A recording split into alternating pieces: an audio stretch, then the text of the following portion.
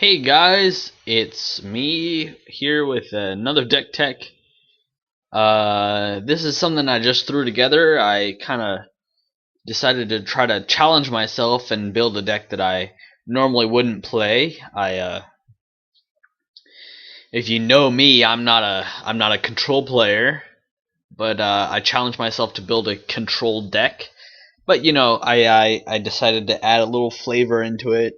Uh, when you're making a control deck in Modern, there's a lot of easy and right answers, like when you're playing Grixis control or Esper control. There's a lot of you know the best cards in Modern. Uh, when you when you look at all the best cards in Modern, often you get a control deck. Like Path of Exile or Lightning Bolt or any of the Cryptic Command or any of those, and then you build a deck around that, and you're like, okay, these are all the best cards in Modern. What can I do for a win condition? Tasigur, because I've got I've got all these instants and sorceries. That's just kind of what naturally comes out. So like uh, pure control decks are very powerful, and I won't deny that. But personally, I have never actually played a pure control deck in a tournament. I've played against them, but that's not my style. But I thought I'd challenge myself and try to make an interesting pure control deck that I would personally like to play. So what I came up with was with a Lobotomy deck, and Lobotomy is an old card. It's not in Modern, but Surgical Extraction would be the most the closest card to that card that you could compare it to that's in Modern. So Surgical Extraction as well as Slaughter Games are the two cards in this deck that have lobotomy effects, which basically say that you name a card, a non-land card, or in this case for Surgical Extraction, non-basic land. So you can actually name like a fetch land or a shock land, but you name a card and you search target players or target opponent's graveyard, hand, and library for that card, and then you exile all cards with that name. So you're basically naming a card and making sure that they cannot cast that card. You're removing that card from their arsenal, their repertoire, per se. So it's called lobotomy because if you don't know what a lobotomy is, it's a cruel procedure that was done a few decades ago, where they would disconnect the cerebral cortex from the rest of the brain through way of surgery, and this was considered treatment for people with mental diseases, which is not okay. But that's not what this show's about. This is about Magic, so we won't get into that. I'm running 22 lands, which was weird for me because I'm used to running decks that run 18 to 19 lands. I'm an aggro player. I want to get in there, run on my 1-drops, and my 1-drops win the game. But this is a control deck. You normally want to run 22. Well, I've seen 22 to 24 lands run. I'm not running any man lands. I'm just running fetch lands, shock lands, and basic lands. Only one of each basic. It's a Grixis deck, so 1 island, 1 mountain, 1 swamp. 4 of each of the fetch lands that are in my color, and then 4 of each of the shock lands, except for the steam vents, which I'm running 3 of, just because that's how the numbers worked out. So let's go over to my instance, my instance and sorceries. We'll do those at the same time. So Cryptic Command, debatably one of the best control cards in Magic. I'm only running 2 of them because they are a 4-drop. They do a lot of the things that I want to do, but not exactly what I want to do. So only 4 of them, because a lot of the stuff that I'm going to do are in the 1 and 2 drop range. Lightning Bolt, I'm running red, so it's you kind of have to come up with a really good excuse for not running Lightning Bolt in red. It's, I don't know, it's one of the best cards in Modern. The end. Next is Monolink. I'm only running 2 of these because I'm running 4 remands. We'll get to remands in a second, but Monolink is just a 2-drop counter. Rarely is anybody ever going to have 3 more mana to pay for the spell that you're countering. But there is only 2 of these because Remand is debatably better. Actually, probably not debatably. It's just better because you counter the spell and it goes back to their hand, which is, I think, what Wizards was trying to make this card balanced. But since you cantrip off of this, you draw a card when you cast this. It's incredibly strong. It's a 2-drop counter that has a cantrip on it. Incredibly strong. So strong. Like, whatever, they'll play it next turn, but you gain tempo by countering something on the turn that they want to counter, on the turn that they want to play it. You gain a lot of tempo this way. Surgical extraction. Excuse me. I'm tripping over my words. Oh man, I cannot say surgical. Surgical extraction. One of the key cards in the deck. Surgical extraction, as well as Slaughter Games, do basically the same thing. I've gone over this. They pick a card and remove all those copies of that card from your hand and your deck, and yeah. Surgical extraction is interesting because you have to target it while it's in the graveyard, which is why things like Inquisition and Thoughtseize, as well as Thought Scour, matter. But if you remove something with something like Lightning Bolt, or you counter it, it'll go to the graveyard, as long as you counter it with Cryptic Command or Monolink. Remand will put it back in their hand. But, this has access to a lot of things in the graveyard. Terminate is just creature removal. It's very, very strong in black and red. Yeah, the end. There's not a whole lot I have to say about Terminate.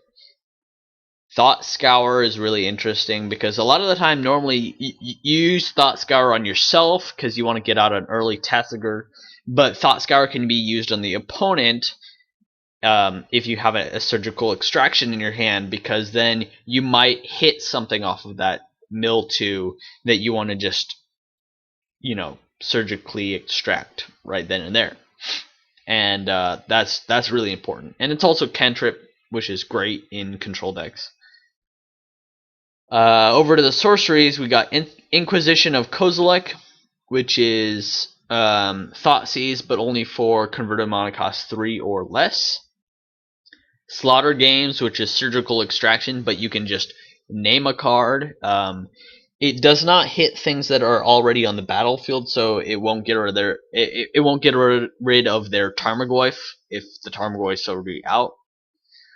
But it doesn't have to target something that's in the graveyard. So using Thoughtseize, Inquisition of Kozilek, yeah, those two. You'll know what's in their hand and what they want to play, and you can then Slaughter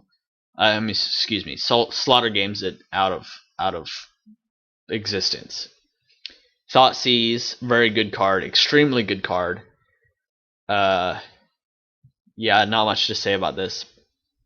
Snapcaster Mage is for more surgical extractions, more Thoughtseize, more Inquisitions, just to reoccur a lot of the 1-drops, Lightning Bolt, counter spells, really anything. That's why this card is almost, close to $65, because it's incredibly strong, incredibly strong. I did think about putting Jason here, but he didn't quite fit. I don't know. If you build a list off of this and you want to include Jace, That's great. I mean, I would love to see it. Send me the tapped out link in the comments. Tasigur here is our win condition. He's a 4/5. You can get him out pretty early. You might not necessarily, but he allows recurrence of things in the graveyard. He also is just a big guy that you can get out pretty early. So he's the damage that will win us the game most of the time. You kind of want to just control until you can get Tasigur out. And then, I mean, you could win with Snapcaster Mages because you have onboard removal, such as like Terminate. And hopefully you won't let them get the stuff that they want out just by countering it and then extracting it, lobotomizing it. So you control them until you're in a good position, and then you win. I mean, that's just how you play control from an aggro player's point of view. I may be wrong. I may be actually completely off the point. And if I am, please tell me, because I have no idea how you play control. This is speculation. I popped in 2 Ashioks in here because she's one of my favorite Theros planeswalkers, just from the entire Theros block. She is a 3-drop planeswalker that puts on a lot of pressure, an amazing amount of pressure, because she's got a +2. So she comes out +2, she's already at 5, and then each turn she's +2ing. She herself puts on an amazing amount of pressure, and people who are not necessarily great at Magic may devote 2 or 3 turns worth of resources to killing her. And then not only does she exile cards, which is kind of what you want to do, you want to get rid of their options here, but she can win the game for you. She's another win condition along with Tasigur. I guess technically Snapcaster is technically a win condition, but mainly Tasigur and Ashiok are your win conditions here. You get out Ashiok, and then you just start exiling every single turn, and you just control them and keep exiling things until you can start bringing their stuff back and kill them with their own things. Yeah. So, I mean, this deck looks pretty sweet. I would never want to play against it, and I mean, me as a person wouldn't want to play it, but I understand that there are some control players out there who like control, and honestly, now that I've built the deck, now that I've challenged myself to build the deck, I can see the appeal. I can see, like where the fun comes in, because you're playing this deck that you are in complete control, and you get to determine whether or not they get to do things.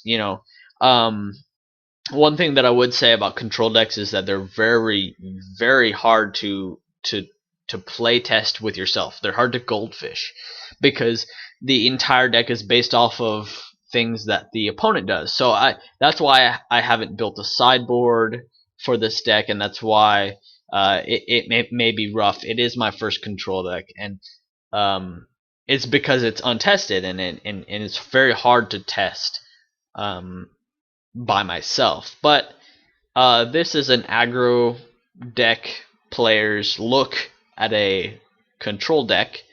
This is my take on it, and this is what I think would be most annoying for me to play against, and probably the most fun for me to play if I was to try to take up control. I love surgical extraction, and I think Slaughter Games and that kind of card is very interesting, and it provides a lot of interesting gameplay. I did think of an Esper list for this, where you would play Nevermore, and you would play Thoughtseize and Inquisition and Gataxian Probe, so you would know what's constantly know what was in their hand, and Vendilion Click. You would constantly know what was in their hand, and you could play Nevermore and like Pithing Needle and Gitaxian Probe. And sorry, excuse me, not Gitaxian Probe, Phyrexian Revoker, and stop them from playing their cards. But Slaughter Games was just too tempting, and I didn't want to do 4 colors. So I ended up with this, and Grixis Control has its place in the meta, has a big place in the meta. I just kind of wanted to do a little variant on it, add a little exile hate. I think this deck would do very well, very well against combo decks, because you have many options to remove their combo. Against fair decks that keep putting out cards, it may have a little more trouble, but I think the red, especially the lightning bolts, can deal with that, and the terminates are in there to deal with more fair decks. So I really like this deck. I haven't had a chance to test it out. If you have any suggestions, please leave comments in the comments below. Excuse me. If you have a deck that you would like to see us do a matchup for, or a deck tech for, or a review for, leave those in the comments as well. But otherwise, make sure you like and subscribe. If you know any people that really are into Magic, we're trying to make more Magic content, and we'd love to hear your support, or even just your views help and let us know that we're doing the right thing. So thanks for watching, and I hope you see you later. See you later.